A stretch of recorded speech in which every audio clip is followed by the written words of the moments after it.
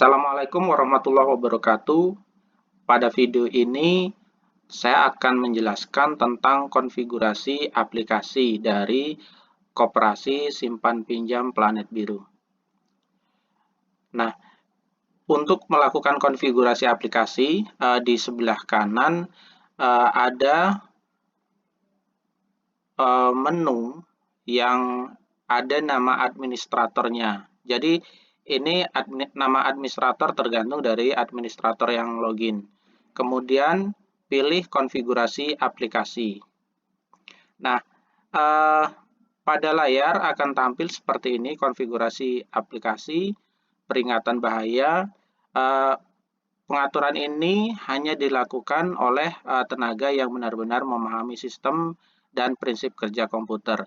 Maksudnya begini, pengaturan ini tidak boleh dilakukan oleh sembarang orang, tidak peduli jabatannya di dalam organisasi tersebut, tetapi yang paling penting adalah pengetahuan pengguna tersebut tentang aplikasi dan komputer. Karena apa? Salah melakukan konfigurasi ini akan berakibat fatal kepada sistem itu sendiri. Kemudian untuk melanjutkan, klik tombol yang berwarna merah tua, lakukan pengaturan. Sedangkan untuk membatalkan, klik kembali ke depan. Oke, kita akan lakukan pengaturan. Nah, seperti ini. Di sini ada beberapa konfigurasi yang dikelompokkan menjadi beberapa grup. Nah, untuk grup pertama ini adalah konfigurasi dasar mengenai nama aplikasinya, kemudian di sini ada panjang desimal, pemisah desimal, dan sebagainya. Untuk nama aplikasi ini adalah nama yang akan tertera baik pada laporan, stroke, kemudian yang lain-lain, termasuk juga nanti pada aplikasi mobile. Kalau nanti kita terapkan aplikasi mobile, karena aplikasi Koperasi Simpan Pinjam Planet Biru ini juga dilengkapi dengan aplikasi mobile untuk nasabah. Nah, jadi nama dari aplikasi ini disesuaikan dengan nama masing-masing. Ini hanya contoh saja, Koperasi Simpan Pinjam Syariah Planet Biru. Nah, kemudian panjang desimal. Maksudnya apa? Panjang desimal ini adalah berapa banyaknya angka di belakang desimal pada laporan maupun pada buku tabungan. Kemudian pemisah desimalnya, ini kita bisa memilih pemisah desimalnya ini apa? Apakah berupa titik atau koma? Sebagai contoh, misalnya saldo nasabah 123.000. Kalau dibuat panjang desimal 2, maka 123.000,00. Sedangkan ini pemisah ribuan. Apakah kita akan menggunakan pemisah ribuan atau tidak? Jika menggunakan, maka pemisah ribuannya ini apakah menggunakan titik atau koma? Dan ini saya tekankan bahwa antara pemisah desimal dengan pemisah ribuan ini harus berbeda. Misalnya kalau pemisah desimalnya sudah menggunakan koma, maka pemisah ribuannya jangan menggunakan koma, karena ini akan membuat angka itu menjadi salah dibaca. Bahkan ketika nanti diekspor ke aplikasi lain seperti Microsoft Excel atau spreadsheet lainnya, maka itu akan menyebabkan data ini menjadi salah, dan ini berakibat fatal. Oleh sebab itu, maka pemisah desimal dengan pemisah ribuan ini harus di-setting dengan benar. Kemudian, untuk faktor pembulatan. Sebenarnya untuk apa faktor pembulatan ini? Jadi, faktor pembulatan ini sebagai contoh seperti ini. Nasabah melakukan peminjaman kepada koperasi sebesar 10 juta. 10 juta ini akan dibagi menjadi 12 kali cicilan. maka angka 10 juta kalau dibagi 12 kemudian nanti ada jasanya dan biaya-biaya lain, bisa saja akan menyebabkan angka itu tidak bulat, atau mungkin ada angka misalnya Rp1, Rp3 di belakangnya.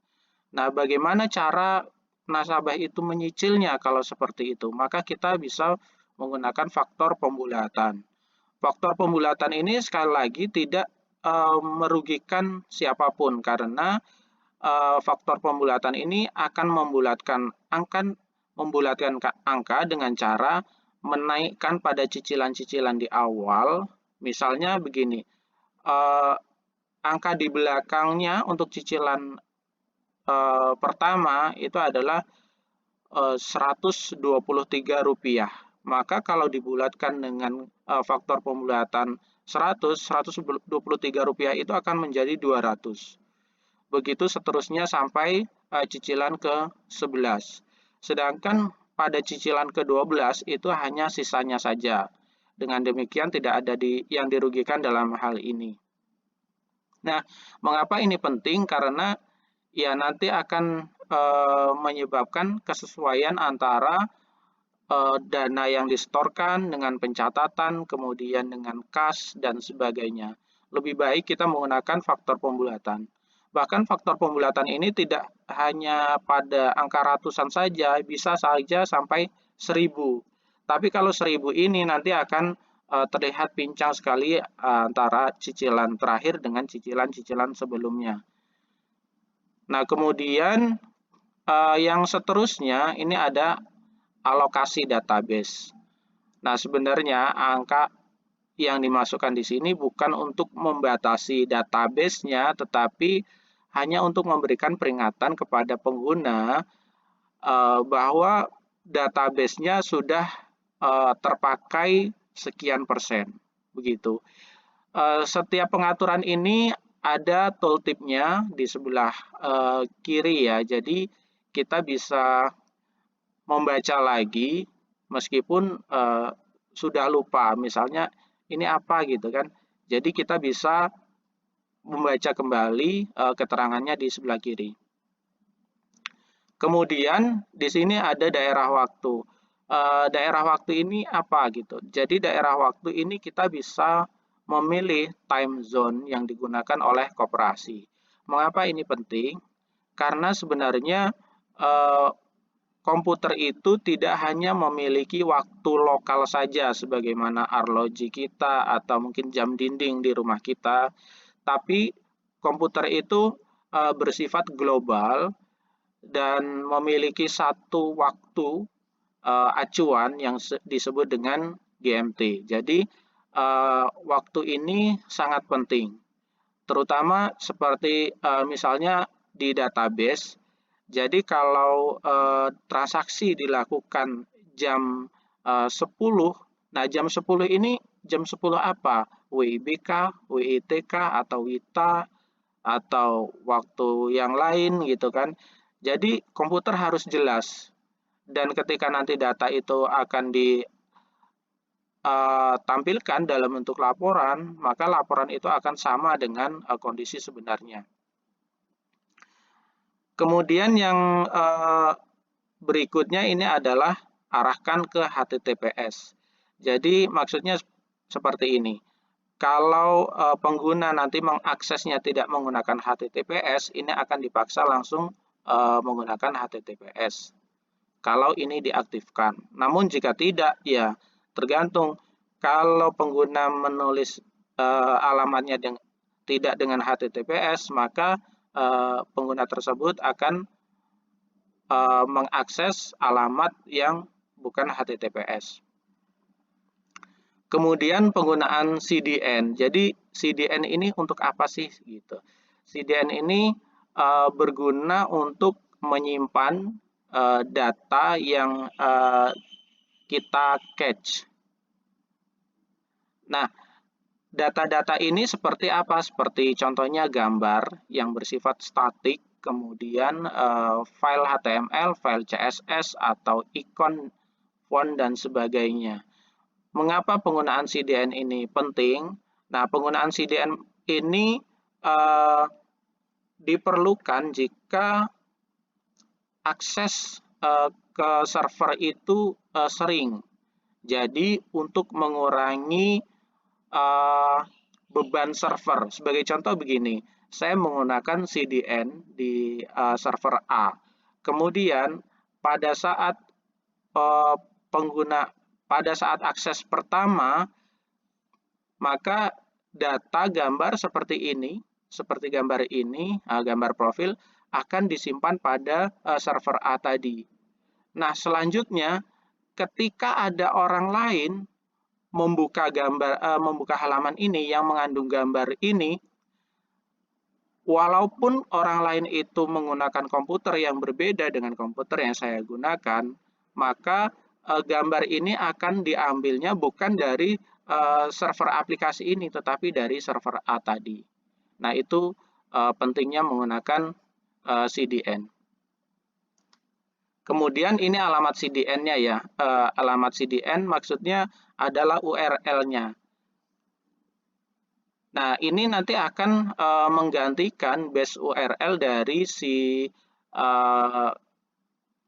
file-file atau konten yang disimpan di dalam CDN tadi.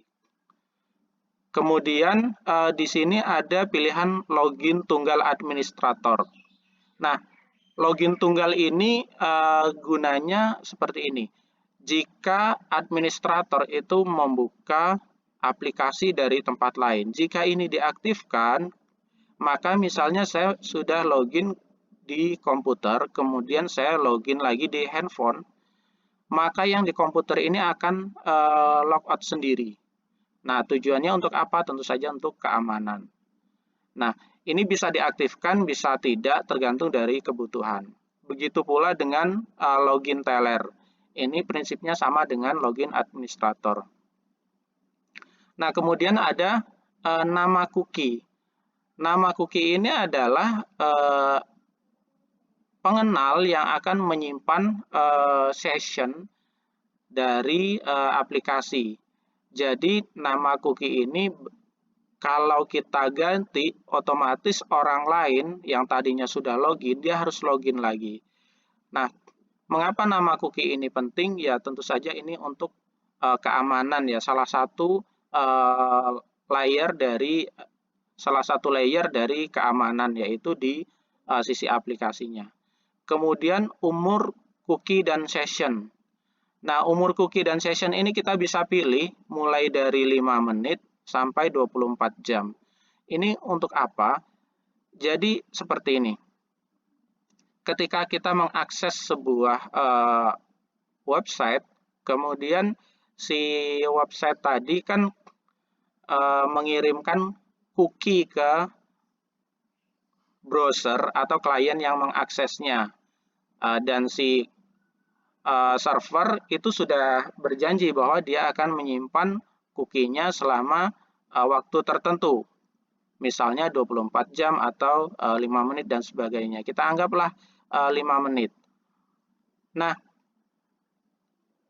sebelum 5 menit ternyata pengguna tadi yang mengakses server tadi, dia mengakses website itu kembali, baik di URL yang berbeda maupun URL yang sama, tentu saja di server di nama host yang sama, host dan portnya harus sama.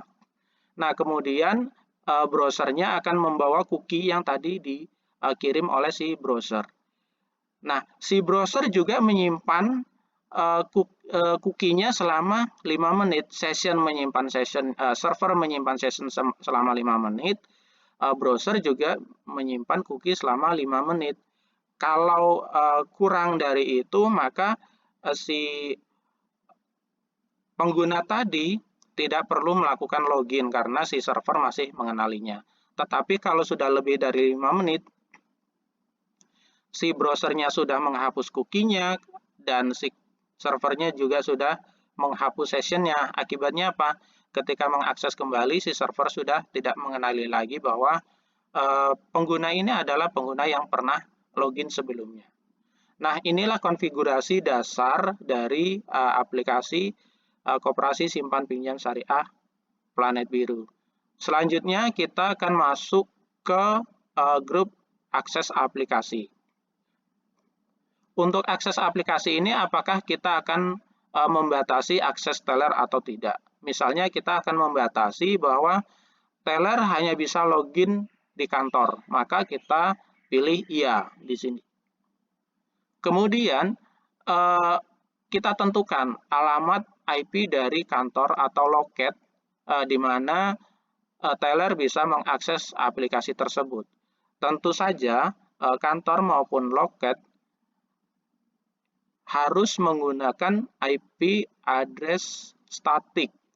Kalau IP address-nya dinamik, maka tentu saja fitur ini tidak akan bisa digunakan. Jika kita gunakan pembatasan IP access teller, maka yang terjadi adalah teller justru tidak akan bisa mengakses aplikasi ini. Kemudian yang berikutnya adalah batas gagal login.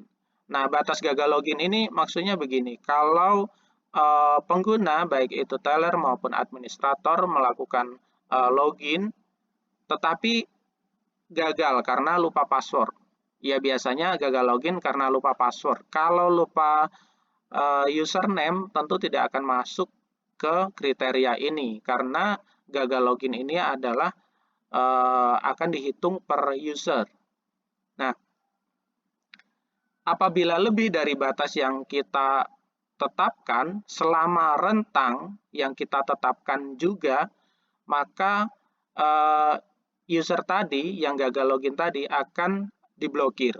Diblokirnya berapa lama? Selama batas ini. Jadi lama user diblokir karena terjadi gagal login. Kemudian ini adalah ganti password setelah berapa bulan gitu. Misalnya kita setting di sini 3 bulan, maka terhitung dari password itu dibuat, password itu akan berlaku selama 3 bulan. Kalau lewat dari 3 bulan, pengguna masih tetap login, tetapi pengguna dipaksa untuk melakukan ganti password. Jadi password ini wajib diganti setelah habis masa waktunya. Kita akan masuk ke grup berikutnya, yaitu layanan transaksi tunai atau teller. Nah, ini kita akan membatasi jam buka dan hari buka. Nah, apakah kita akan membatasi waktu? Jika kita pilih iya, maka opsi yang berikutnya ini berlaku. Namun jika kita pilih tidak, maka opsi-opsi berikutnya ini tidak akan diterapkan, hanya sebagai catatan saja. Nah, misalnya kita pilih iya, maka karena kita membatasi waktu layanan dari teller, nah waktunya itu kapan? Apakah setiap hari atau setiap hari kerja namun libur nasional tetap buka, atau setiap hari kerja tapi libur nasional tutup. Nah, karena di sini ada hari kerja, maka di aplikasi ini juga nanti akan diatur kapan hari kerjanya. Jadi misalnya hari kerjanya dari hari Senin sampai hari Sabtu, maka berarti hari Minggu bukan hari kerja. Artinya aplikasi ini dapat buka dari Senin sampai Sabtu selama rentang jam ini. Ini jamnya juga bisa diatur. Nah, bagaimana dengan hari libur nasional? Hari libur nasional nanti tentu saja bisa dimasukkan ke dalam sistem. Kita akan bahas pada video-video berikutnya tentang hari kerja dan hari libur. Nah, apakah hari libur nasional ini akan tutup?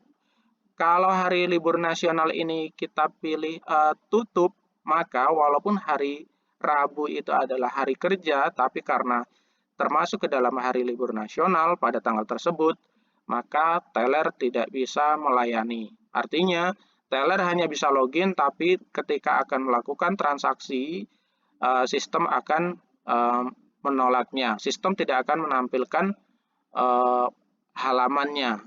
Yang tampil adalah halaman peringatan.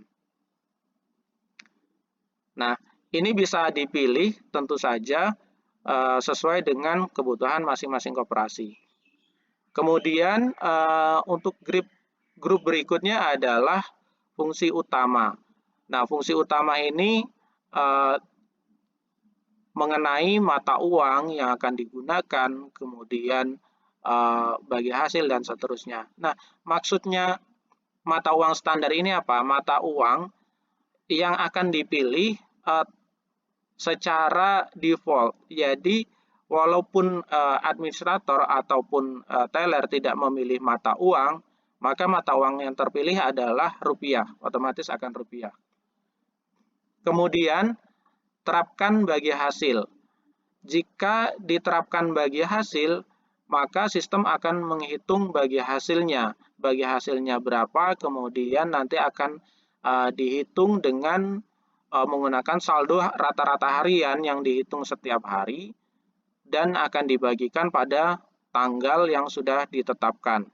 Tentu saja dengan menggunakan perhitungan. Kemudian sudah diterapkan bagi hasil, apakah akan diterapkan biaya administrator juga, biaya administrasi juga? Jika diterapkan biaya administrasi, misalnya 1 bulan untuk 1 tabungan akan dikenakan biaya Rp500, maka dana sebesar Rp500 akan otomatis didebit dari masing-masing rekening. Dan ini setiap produk tabungan atau produk simpanan ini bisa diatur biaya administrasi yang berbeda-beda. Kemudian yang berikutnya adalah jaga saldo dorman.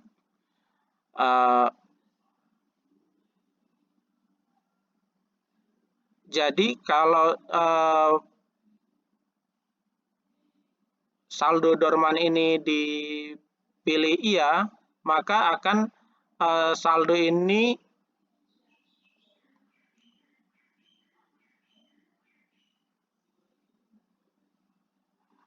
ketika rekeningnya dorman, maka saldonya tidak akan berkurang akibat biaya administrasi.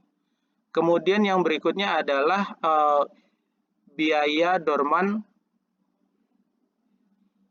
per bulan. Jadi misalnya koperasi menerapkan biaya untuk rekening dorman. Nah, apakah ini digunakan atau tidak? Kemudian di sini ada wajib menabung. Kalau wajib menabung, nasabah itu tidak akan bisa mengajukan kredit tanpa memiliki rekening tabungan. Kemudian untuk auto debit tagihan, jika diterapkan, maka sistem akan melakukan pendebitan ke rekening tabungan yang telah ditetapkan sesuai dengan tagihannya. Jadi ketika tagihannya itu jatuh tempo, maka saldo dari rekening tabungan akan dipotong sebesar tagihan dari pinjaman yang dilakukan. Kemudian di sini ada pengaman auto debit. Untuk apa pengaman auto debit? Jadi ketika proses pendebitan tadi, kan sistem harus tahu berapa saldonya. Jangan sampai gara-gara nanti dilakukan auto debit, malah rekening itu tutup otomatis. Karena apa? Karena saldonya berada di bawah saldo minimum tabungan tersebut. Maka kita amankan di sini. Jadi pengaman auto debit ini gunanya adalah untuk menjaga agar auto debit tidak menyebabkan rekening menjadi di bawah nilai tertentu. Misalnya di sini pengaman auto debitnya 50.000, saldo nasabah 200.000, sedangkan cicilan yang harus dibayar itu adalah 170.000. Maka pendebitan tidak akan dilakukan karena saldo akhir dari auto debit tadi itu harus 50.000 ke atas. Kemudian mengenai pembayaran sebagian. Pembayaran sebagian ini seperti ini. Jadi nasabah dapat menyicil cicilan. Jadi cicilannya misalnya berapa? 300.000, tapi 300.000 pun bisa dicicil. Misalnya nasabah membayarnya dengan 200.000, maka yang 100.000 itu akan ditambahkan pada cicilan berikutnya. Dan kemudian yang berikutnya adalah pembayaran cicilan pertama. Ini kita bisa setting apakah cicilan pertama itu 30 hari, 45 hari, 60 hari, atau 90 hari terhitung dari pinjaman itu disetujui. Nah, umumnya kan 30 hari ya, 1 bulan, tapi bisa saja koperasi menerapkan waktu yang lainnya. Kemudian di sini ada ubah dokumen pembiayaan. Ini maksudnya apakah dokumen tentang pembiayaan ini bisa diubah atau tidak. Ini bisa dipilih, pilihannya tidak diperbolehkan, hanya sebelum disetujui, atau selalu diperbolehkan. Maksudnya contohnya begini. Ketika mengajukan sebuah pinjaman itu kan pasti ada dokumen-dokumen ya yang ditandatangani, seperti perjanjian atau persetujuan penjualan agunan dan sebagainya. Maka dokumen-dokumen tersebut diupload ke rekening pinjaman tadi. Nah, apakah dokumen-dokumen itu bisa ditambah atau dikurangi atau dihapus sebagian? Nah, ini tergantung dari pengaturan ini. Kemudian ubah agunan sama dengan tadi, apakah agunannya bisa ditambah atau dikurangi atau diganti. Nah, ini sesuai dengan pengaturan tadi, tidak diperbolehkan, hanya sebelum disetujui atau selalu diperbolehkan. Dan selanjutnya adalah tab nasabah di teller. Nah, ini apakah akan ditampilkan atau tidak. Nah, ini efeknya apa? Jadi kalau ditampilkan maka teller dapat melihat data nasabah pada beberapa modul transaksi. Gunanya apa? Ya pasti untuk konfirmasi. Misalnya untuk konfirmasi nama, kemudian alamat atau nama ibu kandung dan sebagainya. Itu tergantung dari SOP dari masing-masing koperasinya. Kemudian untuk grup berikutnya ini adalah penutupan rekening. Nah, penutupan rekening ini kapan dilakukan? Apakah ketika saldo nasabah itu sebesar dari biaya penutupan, atau 1,5 kali biaya penutupan, atau 2 kali biaya penutupan? Dan ini bisa dipilih sesuai dengan peraturan yang berlaku pada koperasi. Kemudian di sini ada inspeksi rekening. Inspeksi rekening ini dilakukan setiap hari. Waktunya nanti tergantung dari pengaturan. Apa saja yang dilakukan? Pertama, apakah rekening itu akan otomatis dorman atau tidak. Nah, ini bisa dipilih ketika pasif 6 bulan, pasif 12 bulan, sampai pasif 72 bulan. Kemudian, rekening akan otomatis tutup. Ini bisa dipilih juga. Kapan? Jadi ketika berada di angka-angka ini. Apakah di bawah saldo biaya penutupan, di bawah saldo biaya minimum, saldo minimum, dan di bawah saldo minimum plus biaya penutupan. Nah, kemudian yang berikutnya adalah otomatis buka blokir. Jadi blokir ini kan memiliki batas waktu, misalnya rekening diblokir selama 1 bulan. Nah, ketika sudah lewat 1 bulan, apakah akan otomatis blokir atau tidak? Dan seterusnya adalah otomatis normalkan dorman. Jadi apakah dorman yang dilakukan ini akan otomatis atau tidak setelah melewati masanya gitu. Dan Kemudian yang berikutnya adalah inspeksi pembiayaan. Inspeksi pembiayaan ini adalah kalau tadi inspeksi terhadap rekening tabungan, sekarang inspeksi terhadap pembiayaan atau pinjaman. Di sini ada rekap tunggakan. Jadi setiap hari sistem secara otomatis akan melakukan rekap tunggakan. Jadi pembiayaan A, kemudian tunggakannya berapa, yang sudah dibayar berapa, yang sudah dibayar berapa, dan sebagainya. Dan kemudian apakah akan melakukan pemberitahuan tunggakan, apakah ke email atau ke SMS. Nah, ini tentu saja harus didukung dengan infrastruktur. Sebagai contoh, kalau akan dikirim ke SMS, berarti server harus dilengkapi dengan SMS gateway. Jadi ketika ada pemberitahuan tunggakan, maka server akan mengirimkan SMS ke SMS gateway dan SMS gateway akan mengirimkan SMS tersebut ke nomor nasabahnya. Kemudian untuk denda, apakah kita akan melakukan perhitungan denda atau tidak? Nah, ini dibuat di sini. Misalnya dendanya dalam nominal atau persen.